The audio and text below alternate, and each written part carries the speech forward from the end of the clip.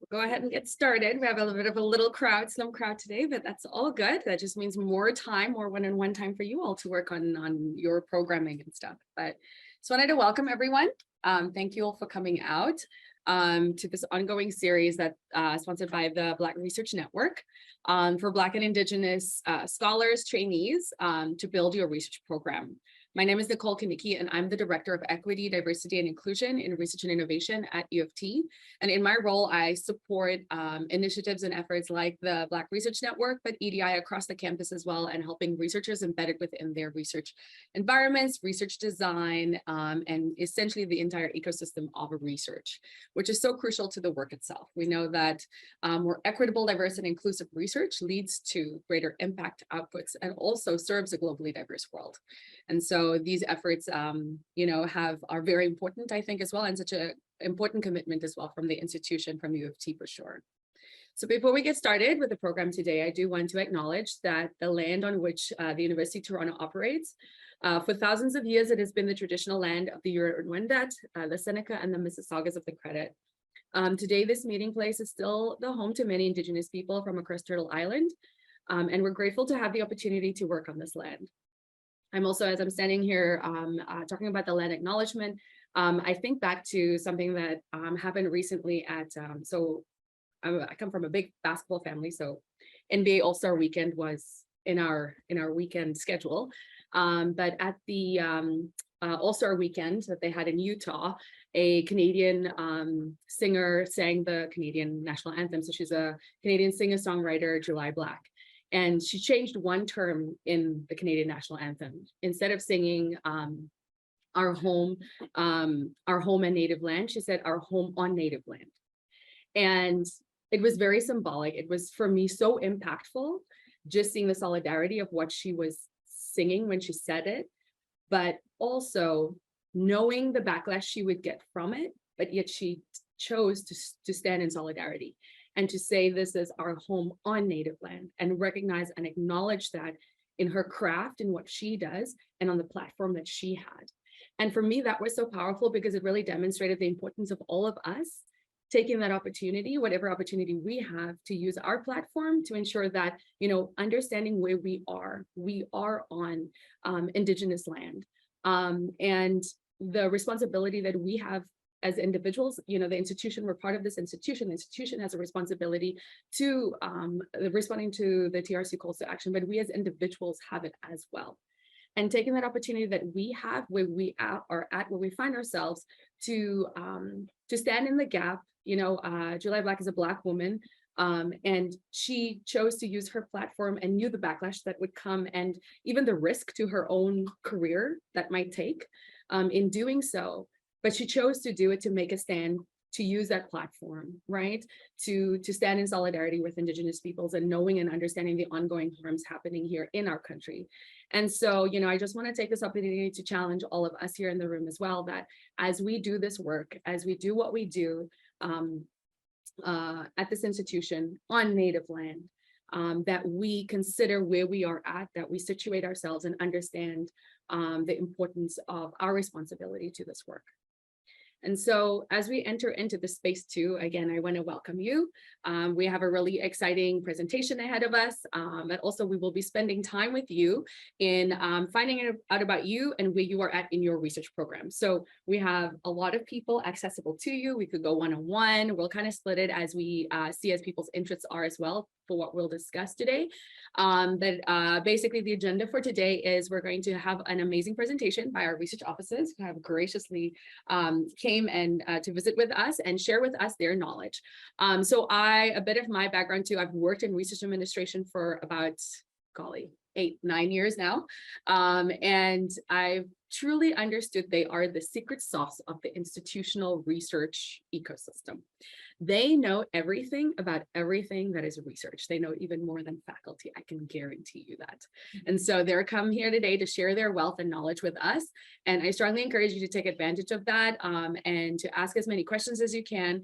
What I'd love for you to be here doing today as well is just to sit and think ahead. I want you to dream. I want you to open up your mind to more than just what you're busy with right now, to more than just the objectives and the goals that you have in the next week, the things you got to finish by the end of April, you know, your summer research coming up, all of that. I want you to stop for a moment and just put that aside. And I want you to think in 2 years. I want you to think in 5 years. I want you to think in 10 years. I want you to think in 25 years.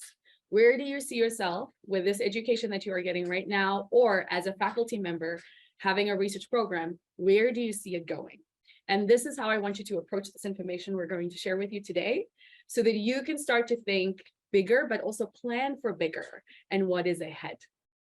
And so a lot of what will be shared today as well will be on the grant opportunities that are coming up. But I want you to look past just, oh, an application and money. I want you to look at your research questions, potentially building your research program, potentially, you know, having your own graduate students, potentially having your research that you want to impact whatever field and area it is that you are in. And so thinking about that from a granting perspective, I want you just to kind of listen to that kind of information so that you can plan ahead for that. And yeah, just kind of think from that concept. So this is a 5-part series that we've actually had. This is the final session in the 5-part series. The first 2 parts we had were really on learning to build your research program. So I strongly encourage you as well to go back to those recordings if you have not yet. I did the first session and I shared a tool there as well in how to build your research program. So you can kind of use that to put in, kind of slot in, ask yourself the different questions about your research, you know, the research questions you want to ask, how you build from that, the different projects you want to do, kind of planning ahead as well. So it's like a little planning template for you for your research program. The second session that we had was with a number of panelists who have gotten some of the large grants. So they've gotten CIHR, SSHRC, and NSERC. They kind of presented there, and they presented as Black identifying scholars what their experiences were like, you know, also, you know, just from the perspective and the challenges that they may have had for their research areas that they may have been on, but also just for themselves being in, you know, STEM fields where, you know, there's not that many people who look like you or so. And so, you know, I certainly encourage you to go back to those recordings and listen to them and take some nuggets of wisdom from those as well to apply to this process that you're going through right now. I know I did a number of years as a trainee myself. I completed a master's and PhD and then went on to do another master's. Yeah, I really enjoyed education for some reason, but I was a student for a very long time. And to be honest, I wish I had this information available to me. I wish I knew I could go to a research officer and find out about, you know, certain grants. And, you know, I'm from a STEM field, so my background is in sports medicine, and not many people who look like me in sports medicine research and orthopedics and so on. So you can imagine what that space was like for me. I had no mentors, I had no sponsors. You know, I didn't have a path. I was first gen, an immigrant as well. I'm originally from South Africa, so I was an international student, immigrant, sort of all of those complexities of my identity that came into a collection that really, you know, didn't allow me to understand and know what it was I could do after a master's, or what I could do after a PhD, or even how to become a faculty. I didn't even know what a postdoc was. I didn't even know I could apply for a postdoc. I didn't know anything about that. Nobody told me, oh, Nicole, this is the path you could take. And so, you know, I you know, in the work that I do on a daily basis, supporting EDI and research, that is the work that I do. I advocate for, but I also do my best in supporting and providing as many resources to people, you know, who may have been in situations like I was, where I didn't have anyone to provide any of that for me. And so hopefully you'll be able to find that information here, but also I hope this will be a starting point that you will take names, or the names of the people that are here today who support this work as well, and that you will connect with us after. And if you want to have a discussion in 6 months, in a year, hopefully we're all still here too, as staff goes, but that you will get in touch with us and have discussions with us and be open to chatting to us about what it looks like for you and how we can support you and provide you with the tools and resources that you need as well. So without further ado, I am going to call on our research officers to come along and do our presentation.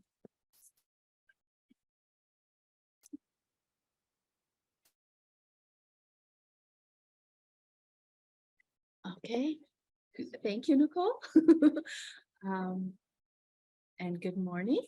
So I'm Shirley. I am the Research Services Officer at the Faculty of Architecture, Landscape and Design. And so the first part of the presentation will be on SSHRC grants, which is the Social Sciences and Humanities Research Council grants. And there's a lot of information on the slides, and I am not going to be reading off the slides, and you will be getting a copy of this for your reference, so you don't need to sit there and start writing everything down that's on there. Okay, so the first. Okay. It's not. Do I have to point it at the TV? No, okay, let's not do that. That one.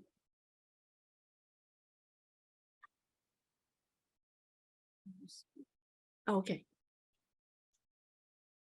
Okay, so we're going to be talking basically about the tri-agency funding. And we're going to start with a SSHRC overview. So the first thing you need to sort of ask yourself is what kind of a grant are you going to be writing for?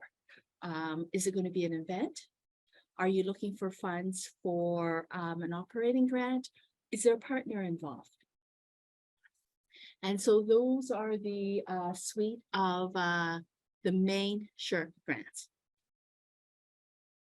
So for the first one, if you're planning on, if you're planning on a SSHRC Connection grant, they are specifically for events and outreach programs. It is a one-year grant, and it's anywhere from $7,000 to $25,000, unless it's an outreach, which is up to $50,000. And for this particular program, you require matching funds. So if you are asking SSHRC for $20,000, you have to come up with $10,000 in either cash or in-kind funds. So one of the easiest ones for an in-kind is if you're having a symposium or a workshop, have it here at the University of Toronto. Space is always an in-kind contribution towards your project. There is always a cost for space, and because we are in Toronto, it's expensive. There are other ways of getting cash or in-kind contributions. You can get some funds from your own faculty. If your faculty, if you're doing a symposium and you require assistance of your IT staff, the person's time, that's an in-kind contribution to your project. The other thing is that if it has an international component, currently the OVPI's, oops, I think I went too far. Currently, the university's Office of the Vice President International, they are actually contributing $5,000 in cash to your project if it has an international component to it. You'll have to look at each time the connection grant comes up, because it has been ongoing for the last 2 years, but at any time they can stop it. So just double check on that. Okay, so the next one I'm going to talk about is the Insight Development Grant. It is for a shorter term grant. It is for maximum of 2 years to a maximum of $75,000 per year. And the interesting thing about the Insight Development Grant is that there are 2 categories of scholars, the emerging and the established. And what this means is that if you're an emerging scholar, you will be put into one pool. Your grants will not be judged against those who are more established. The next one is the SSHRC Insight Grant. And for the SSHRC Insight Grant, as an emerging and established scholar, you're all put into one pool. But there are two different streams. One, if you only require less than 10,000, less than 100,000 a year, or if you require more than 100,000 per year. So the stream A tends to be tends to have a higher success rate because they can award more grants because they're smaller amounts. The next one is the partnership grant. So if you have a partner and you want to develop that partnership, there are partnership grants with one partner. They have to be non-academic. And the first one is the partnership engage is for a proposal that can be completed in a year's time, and maximum of $25,000. The community partner does not have to contribute any cash towards the project, but they need to contribute some in-kind contribution to it. So an in-kind contribution would be, they would maybe have an assistant who can help you look at archives that they have available.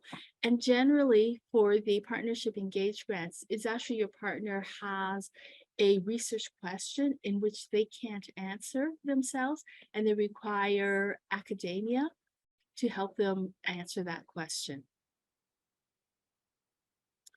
After that is the partnership development grant. It is a little bit longer. It's for 1 to 3 years, and a maximum of 200,000 per year. Again, for this one, you don't really need your partner to contribute cash to the project, but they do need to have some sort of an in-kind contribution, whether it's equipment that you need to use or facilities or even knowledge that they have. And then after that one is the SSHRC partnership grant. This is a much larger grant. And this is a two-part stage. There's 2 stages in it. The first one is basically a letter of intent. You tell SSHRC this is what you're planning on doing, and these are the partners and things like that. They'll review it, and then they'll make a selection of only a few to go forward to a full application. And they will give you up to $20,000 to develop it into a full application. So the timeline for this is you usually have to put in your letter of intent, usually in January or February, I believe. And then 6 months later, you'll be notified whether or not you can submit a full proposal. Okay, and Sloan will go on with the NSERC and the SSHRC grants. Yeah, so it doesn't work. So I'm Sloan. I'm the funded research officer at the Faculty of Arts and Science here at U of T, and I will talk to you about NSERC and CIHR, which are the 2 other funding agencies in Canada. So first, NSERC. This is an overview of what they can provide you.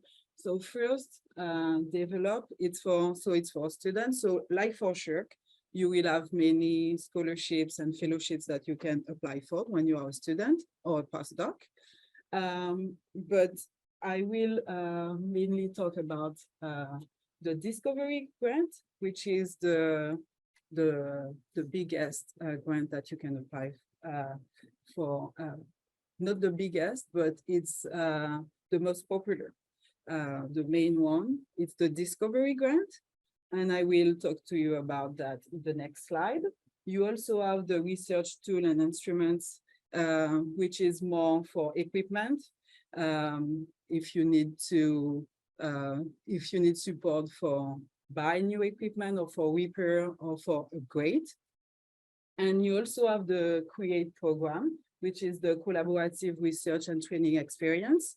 So it's more when you want support for HQP and training, so for students and postdoc. And for that one, it's more competitive because at U of T you have a quota, so only 6 applications can move forward to the full applications. And why now we are reviewing with Lee the application who will have the chance to apply for the full stage. And I will then talk about the partnership with the Alliance program. So the Discovery Grant is, as I said, NSERC largest and longest standing program. So basically in their first year, almost every researcher in the natural science and engineering field will apply for a DG.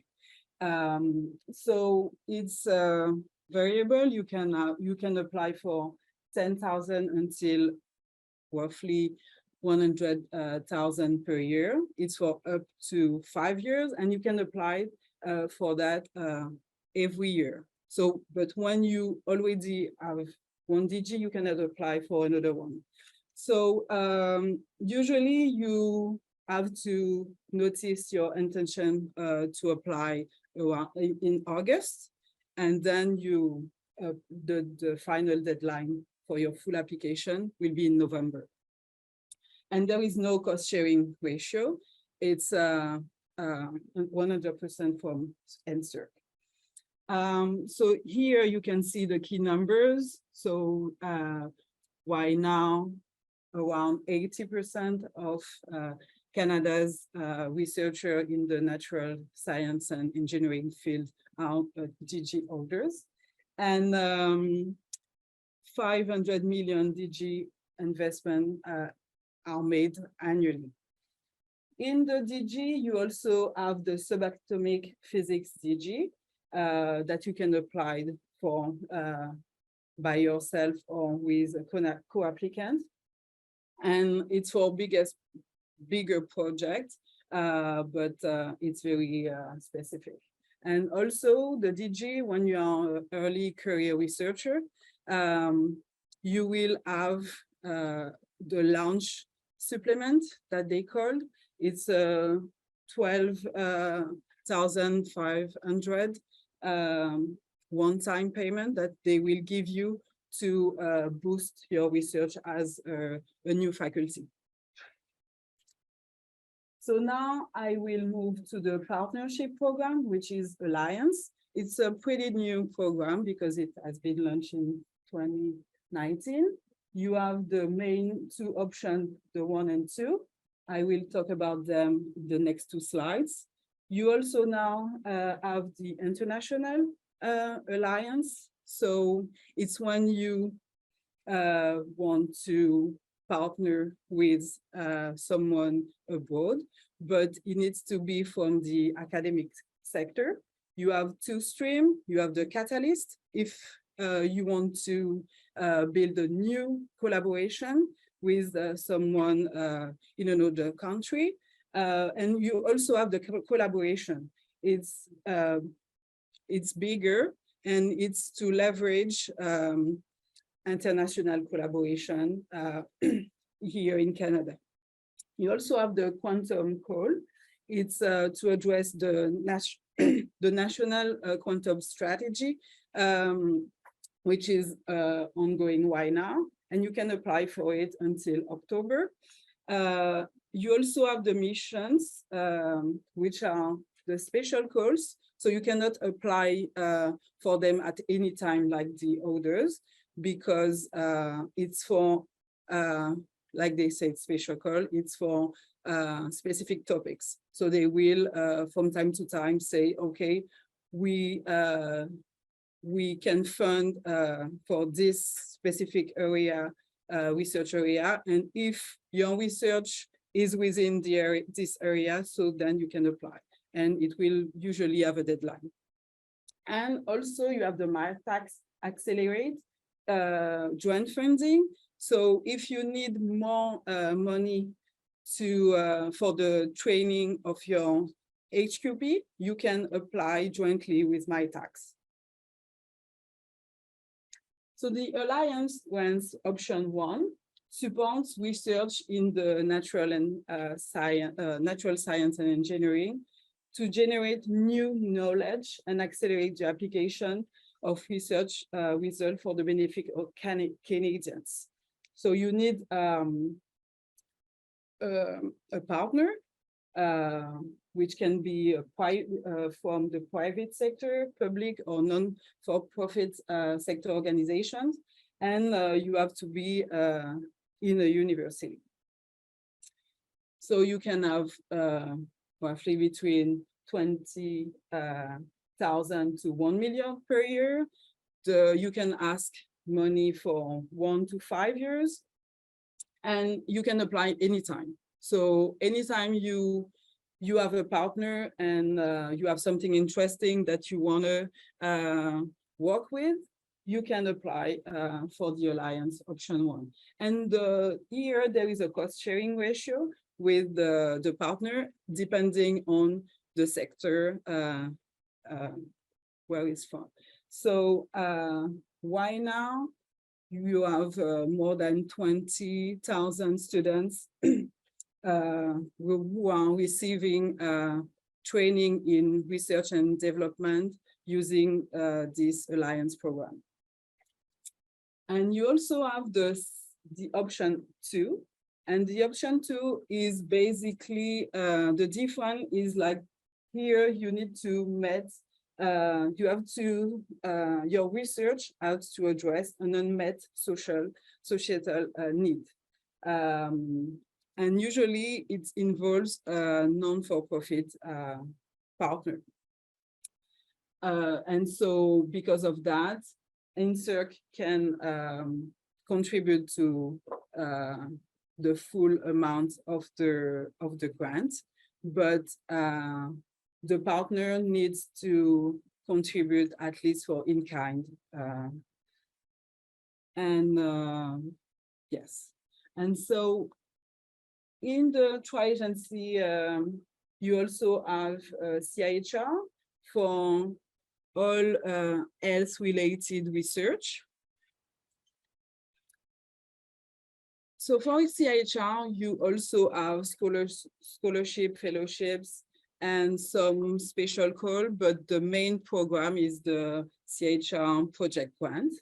And it's for supporting diverse portfolio of health-related research. And it's for project at any stage. So that can be for just discovery and until application. So for this project grant, the success rate is much lower than the other grants that you can apply for, but you can have, in average, 800,000 for up to 5 years. So when you have it, it's consequent. And you also have no cost sharing ratio. And the good thing is at each round, you can, there is also the priority enhancements depending on the hot topics at the moment. And you can apply for up to 3 priority announcements. And so if your application is well ranked, but below the cutoff of the project grant, then you will, if you applied for priority enhancement, depending on your ranking, you will be able to have this fund. And it will allow you to conduct your research and be prepared to apply for the next round. Because each year you have two rounds, so one in the spring, we are in the middle of it, the deadline is next week, and you also have fall competition that you can apply for in September. So here you can compare the success rates. You can see that U of T is pretty much following the national success rates in general. For the discovery, you can see that it's much higher than, for instance, the project grant, 70% compared to 20%. And for SSHRC, also the national and U of T success rates are pretty good. So now we're gonna give you some tips and strategies for grant writing, and I'm gonna pass. Shirley. Okay, thank you, Sloan. So I'm going to go sort of quickly through the tips, some tips and strategies for grant writing. So I'm going to go by each section that's generally in a grant application. So the first section would be the summary. We always suggest that you use sort of plain language without any jargon. One of the reasons is because the reviewers who are reviewing your application may not be in your field. For instance, in the social sciences and humanities, they will all be social science. Their expertise will always be in the social science and humanities, but it may not be in your field. So for instance, I'm from the Faculty of Architecture. So there may not even be a reviewer who is an architect. So that's why you need to make sure that the language you use in your summary and in your proposal is basically understandable to anybody who is in academia, but not necessarily in your field.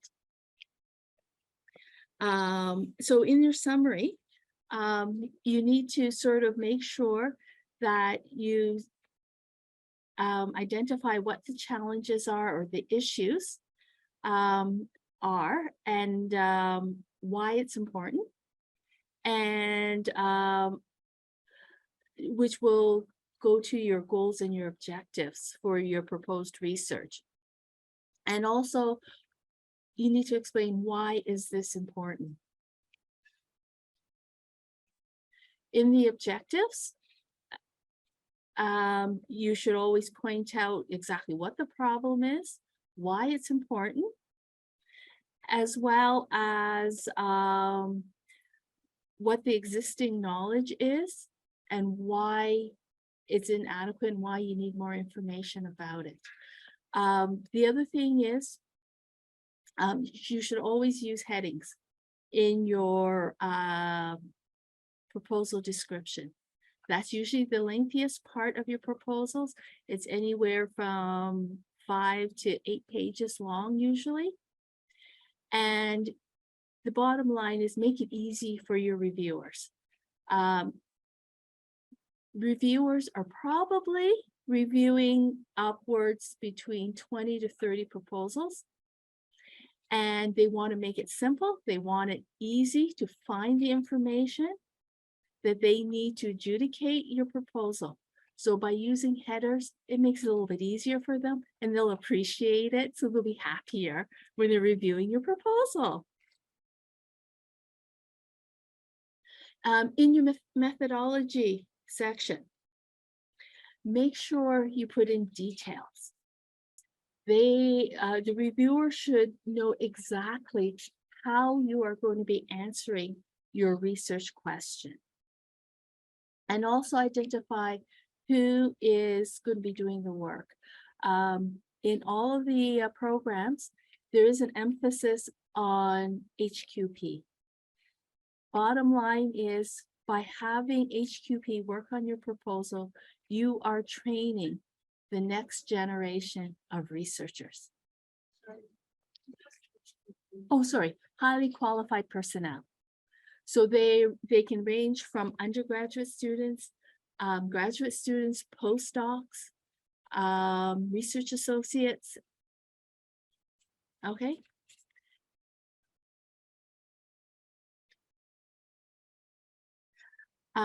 There's usually an outcome or impact. So you need to sort of go into details as to what you hope to achieve from this research, why it's important, who is it important to, and how you're going to get this information out to the public. Whether you're going to a conference, whether you're going to have a policy, if you want to change a policy, who are the people who are the basically you want to know who your shareholders are, and to be able to disseminate the information to them. It could be a report that you make for them. It could be a symposium that you might be having, and you would invite guests from policymakers. If you're changing a policy within the city, then city officials. So there's always a budget. So in your budget, you need to make sure that if you say in your proposal you're going to be hiring a graduate student, then in your budget you need to put down you're hiring a graduate student and exactly how the graduate student or the HQP will contribute to your proposal. Why it's important for them to be part of this. And you need to estimate sort of the time that they're going to be spending on the proposal. The other thing is, if you're writing a 3-year grant, in the first year of the grant, more than likely, you're not going to be disseminating your research. 1 year is a very short period of time to be able to be writing a paper on the proposal itself.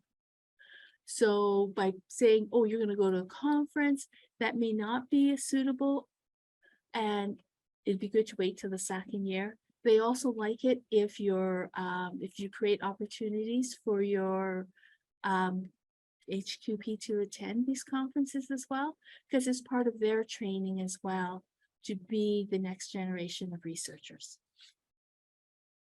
And obviously avoid math errors. For budget justification, they want you to break everything down. So they want to know how you calculated a salary for your HQP. They want to know how you calculated conference. I have reviewed budgets for our researchers and our faculty, and they just put in a number. And I tell them, well, you know what? An airfare is about $500. Conference registration is about $400 or $500 US. You need to take into account the exchange rate. Accommodations for hotel rooms, they're about $200. And when you kind of start adding this up, it comes up to be around 2,000. I had a researcher put in 1,000 for a conference, and I said, no, that's way too low. So it's good to sort of cost everything out, and you need to explain how it was costed out in your budget justification. If you're going to a particular conference, you also need to justify why this conference, right? Why is this conference important? One of the things with the tri-agencies is that all publications must be open access. So some journals charges extra if your article goes to open access. So you need to be aware of this. If it is the ideal journal for your particular field, that's fine, but make sure you've cost that into your budget as well. Okay, so Nicole?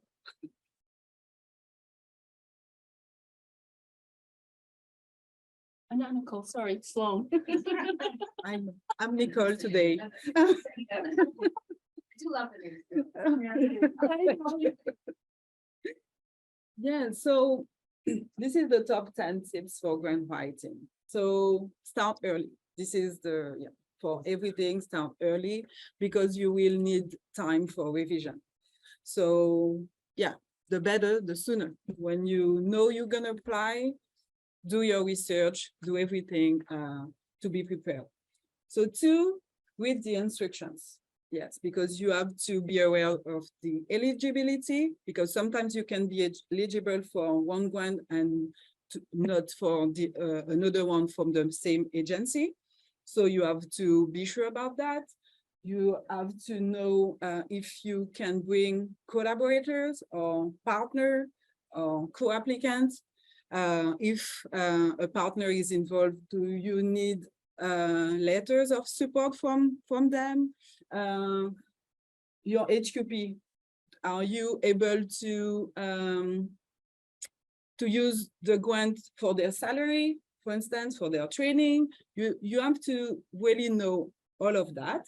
For the budget, Shirley already covered everything. About the CCV. It's the CV or common CV. Depending on the application, they want different formats. So you have to know what exactly they want to know about you. And you also have now the EDI consideration. For instance, NSERC now is taking in his evaluation criteria the EDI consideration in your training, but also in your research design. So if you are not prepared, it's maybe time for you to take some training on EDI or to do your stuff before writing the grant. Then you have to check the application procedure, because sometimes you need divisional approval, internal approval. Sometimes you have an internal deadline and a sponsor deadline. So, and depending on the competition, depending on if an NOI is required or an LOI, even if the final deadline is in May, sometimes you have to notify of your intent to apply a month or 2 months before that. So you have to be prepared and know also if an MRA is required. So I don't know if you all know about the platform, I believe. The My Research application and agreements platform. This is where you ask permission to your division for applying for a grant. And so the chair or the vice dean or the person dedicated for approval in your department will then review your application and say, okay, you can then apply directly to the sponsor. Then when you will really start to write, you have to follow the required headings. Yeah, honestly, it's better. So at least it make it easier for the reviewers, and even for you, you can directly address the evaluation criteria, because you know exactly what they want, where they want it, so you can take the time step by step to address every single evaluation criteria. Then clearly convey, why are you doing that? What will you do to achieve your goal? How will you do it? Who will be involved in your research program? That needs to be very clear. Then you have to write for educated but non-specialist audience. So as Shirley said, the reviewer committee is not composed only with people specialized in your field. they know, so two chemists, for instance, may not know exactly about the research program of the other because this is not their specialty. So they need to understand what you are saying and why you are you want to be funded and why you need to be funded, why now. You have to share your excitement because passion is persuasive. So when you can see the passion in writing, you're like, yeah, this person needs this money, why now? Because his research is excited, is amazing, and then you will fight for it. And also you need feedback. So talk to your research services officer like us. You can also talk to your peers because they, when you are new to the faculty, you also have established researchers here who already applied for the same grants, so they can maybe help you. They can even share with you their previous grant applications, so you can take a look and see if what you are doing is good and if you are going in the right direction. And obviously, proofread the final draft. Proofread, read again, read again, and see if you followed every single instructions, if you didn't miss anything. Go back to your budget and be sure you met all the requirements, and then you can push the button and submit for your grant application. Yeah, so thank you for attending. Here we share with you some resources because we're gonna send you afterwards the slide deck. So you have all the links. If you need more information about grant funding, SSHRC, NSERC, CIHR.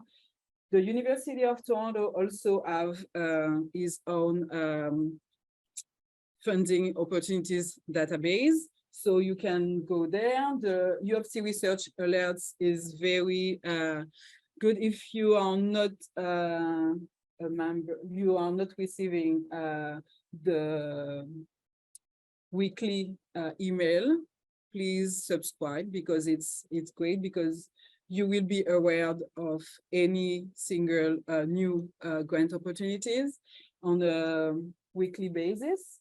And also here for new PI, you have the Cannot New Researcher Award that you can apply for. It's 20,000 this one time, and it's to help new researchers to build their new career, and by having that, they can leverage this award to obtain bigger grant opportunities.